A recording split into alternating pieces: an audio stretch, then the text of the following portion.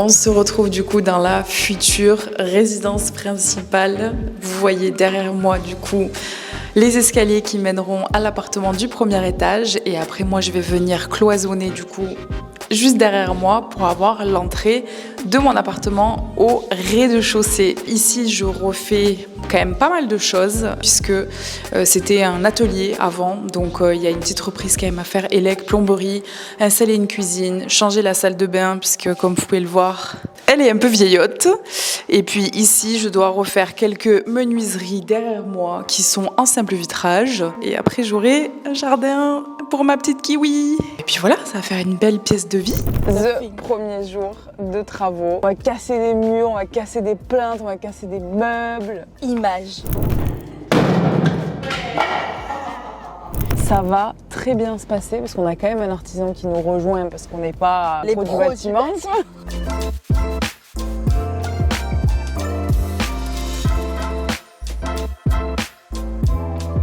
On va enlever du coup ces deux meubles-là qui servaient dans l'atelier. On va décaper toutes les plinthes et on va péter ce mur ici-là.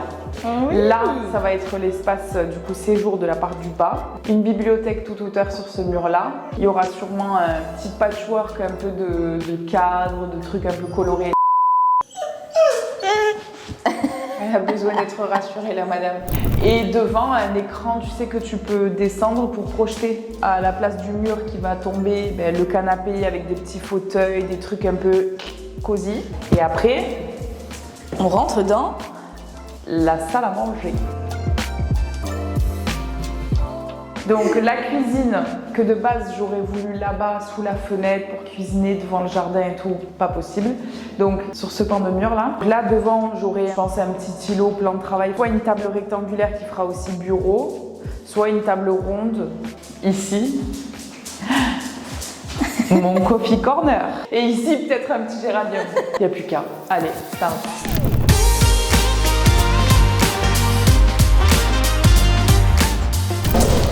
Oui, tu changes le sol. Ouais. Il y avait un petit PQ déjà pour aujourd'hui. Ici, à terme, une salle de gym.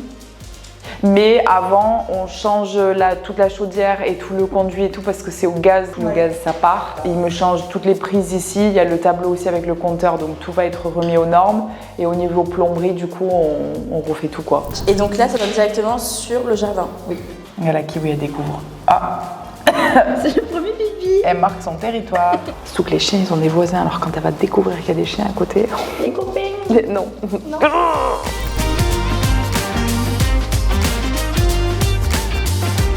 Toute la cuisine, elle est refaite tout le long, là, comme ça. J'ai le frigo qui sera là-bas. Il y a du rangement là, le radiateur qui s'en va. Bel espace. C'est combien de mètres carrés là? Ici, il y a 70 à peu près. Et en bas, il y a 45-50. C'est chouette. Donc on a deux chambres ici. Ils avaient déjà installé tout le double vitrage, il y a le poêle à bois. Et donc ici, on refait toutes les legs, on passe tout le gaz à l'électrique aussi, donc tous les chauffages et tout ça dégage. Et on change la cuisine.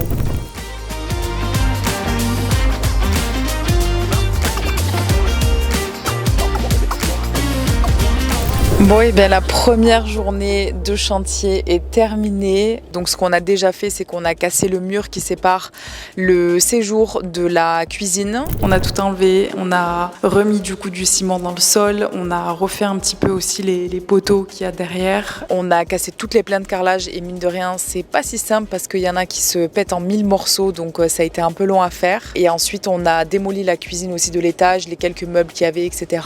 Je conseille pas souvent de faire n'importe quel travaux soi-même parce que ça prend du temps et que clairement là j'y ai passé ma journée et c'est pas fini, mais j'avais vraiment envie de faire cette partie de démolition. Alors, j'avais envie de mettre mon nez un peu dedans parce qu'après tout le reste est délégué. J'avais au moins envie de faire ce début, même si j'ai visité la maison à plusieurs reprises en faisant les devis, etc. Il y a toujours des choses qu'on loupe. Quand c'est purement pour de la loc, c'est ok, mais là vu que je vais y vivre, voilà, des choses que j'avais envie de bien faire et de prendre le temps de faire, donc c'est pour ça.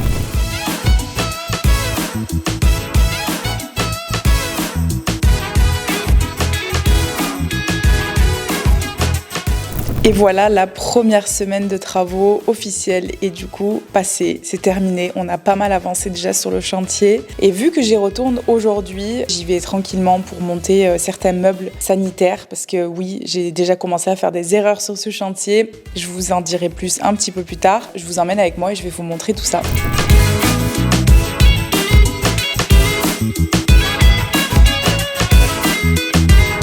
Bon, du coup, on se retrouve dans la future salle de bain. Du coup, ici, on est reparti de zéro. Donc, on a enlevé, vous voyez derrière moi, toute la faïence. On a enlevé le bac à douche. On a tout passé, du coup, directement en sol. Et j'ai le plombier qui va revenir pour poser un nouveau receveur de douche. Je vais tout refaïencer dans un bleu turquoise magnifique. Mais là où, du coup, j'ai fait une erreur que je ne referai pas, j'ai tout sous-traité, j'ai tout délégué. J'avais bien organisé les travaux, etc. J'ai pas eu l'émotion autour de l'achat. J'ai vraiment scindé les deux et j'ai mis vraiment que du rationnel dans cet achat. Par contre, au niveau forcément du choix des matériaux, de la paroi de douche, etc., j'avais envie de quand même que ce soit quelque chose qui me plaise. Et donc, ce qui était proposé dans le choix catalogue du carreleur, du plombier, etc., ça me plaisait pas forcément. Donc, j'ai dit, bon, ben, je fournis le meuble vasque, la vasque, le miroir, la lumière, etc. Le revers un peu de la médaille, c'est que je passe énormément de temps à rechercher ce que j'aime bien, dans quel magasin est-ce que c'est, de faire livrer les choses, donc je commence un petit peu à regretter parce que ça prend du temps. Le conseil que j'aurais quand vous avez besoin et envie d'aller vite, c'est non seulement de déléguer du coup toute la partie travaux, mais aussi de déléguer la partie shopping list de tous les aménagements que vous voulez faire pour éviter de perdre trop de temps, quoi. Alors là, je me trouve dans l'appartement de l'étage. Je vous ai posé sur le poêle à bois.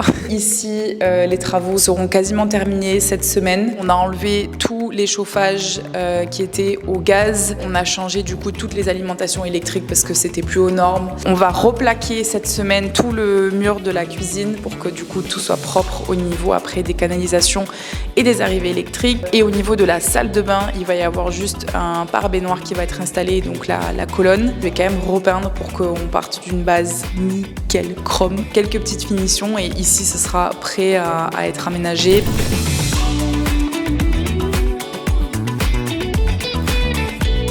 Un chantier sans petits imprévus ou mauvaises nouvelles, ça arrive que rarement. J'avais anticipé le planning d'éventuels retards, d'éventuels imprévus. Tout se déroule très bien. C'est pas du tout un chantier qui est compliqué, mais on a juste découvert un petit problème structurel. Je vous explique. Ce qui s'est passé, c'est que du coup, le long du mur de la façade, j'avais des plantes grimpantes. Donc sur le papier, c'est super joli. Et du coup, il y a le patoche qui est arrivé. Il m'a arraché toutes les plantes en me disant ça retient l'humidité, machin. On enlève et comme ça, on voit un peu la façade. Et donc, mauvaise surprise, j'ai des infiltrations d'eau qui ont eu lieu sur l'enduit, donc ça peut arriver quand il y a des petites fissures. Et du coup, c'est aller toucher le ferraillage qu'il y a dans le béton. Il y a une petite reprise maçonnerie à faire. C'est pas grand chose, ça n'a rien d'inquiétant parce qu'on le voit à temps. Mais forcément, à l'intérieur de la maison, ça me décale des travaux. Je peux pas attaquer mes peintures, je peux pas attaquer le sol. Et donc, qui dit pas de sol dans l'appartement du bas, dit pas de cuisine. J'ai de la chance que les artisans avec qui je travaille ont quand même pu caler cette intervention de maçonnerie et donc décaler le reste. Mais je perds quand même 2-3 semaines sur le planning, donc c'est pas énorme.